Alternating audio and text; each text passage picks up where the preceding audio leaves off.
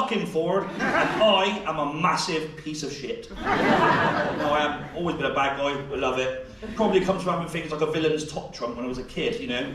They had all the greats in, Stalin, Hitler. A particular favourite of mine was Peter Sutcliffe.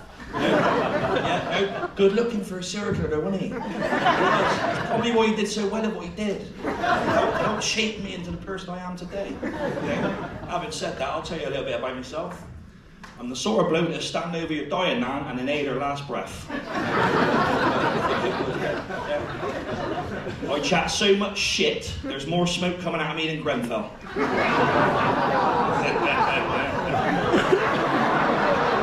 I'm the only bloke I know to get kicked off Epstein's Island for lowering the tune. It's a right fucker when you don't even make the flight logs, I tell you. We've done some fucking shit. When I used to go out and about, because I'm a good boy nowadays, I'd go in town, pull a girl, take her in, and when we finish having sex, I'd release the hands into her, so to speak, and girls are in the toilet doing what girls do after sex, and after me, I'd imagine it's throw up. While she's away from the fucking room, I'll get dressed, I'll swipe all the change off the bedside table, I'll wipe my cock on the curtains, I'll slam the door as loud as I can on the way out, and wake up the rest of the kids in the children's in.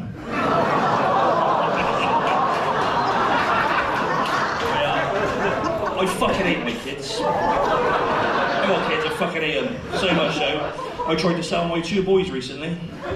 And I took them up to Bradford to see me Muslim mates. But they said wrong sex, so I brought them back down to the BBC to see Hugh Edwards, and he went, no chance, they're too old. It really comes to something when Hugh Edwards turns his nose up at 2 young boys, doesn't it? Fucking leaves you thinking that maybe Lucy Letby should have been their midwife.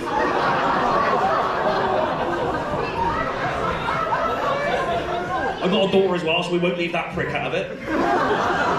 On a dark day a few years ago, I let her out to play with a couple of her mates, Jessica Chapman and Ollie Wells. Now you think you know where this is going, but you're fucking wrong.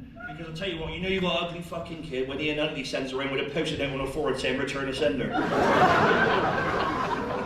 I try to get help over these little problems I've got, because you're thinking, well, you obviously ain't very good at getting rid of your kids, are you? And you know what? I'm starting to agree with you. So I bought Madeline McCann's parents' book. I'm reading through it, trying to, again, go through my issues. And but all I keep seeing in it is, you know, we want her back, we're trying to find her. I thought I was getting an instruction manual on how to get away with it, and then I get rich in the process.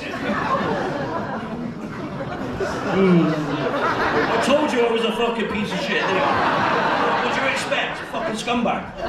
So, yeah, I wasn't loved as a kid though, you can probably tell. Yeah. Projecting this little bit of trauma onto you now. But yeah, no, love and affection was in such short supply in our house growing up, that when you used to have that one kid in class who used to come in covered in bruises and got monced on by his dad, you were left jealous that, you know, my dad never fancied me like his dad did to him. Again, what do you expect?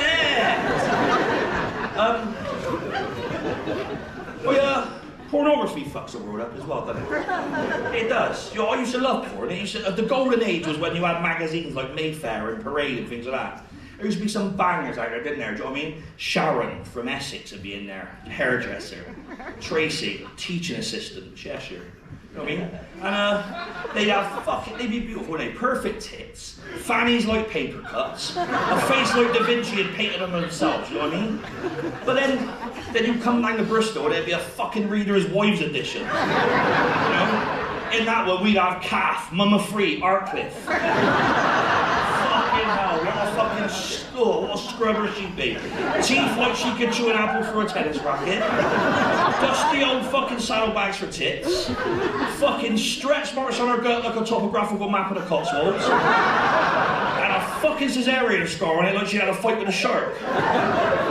Fucking horrible. Horrible thing. But that ain't where things get fucked up. Nowadays, it's all on the internet, isn't it?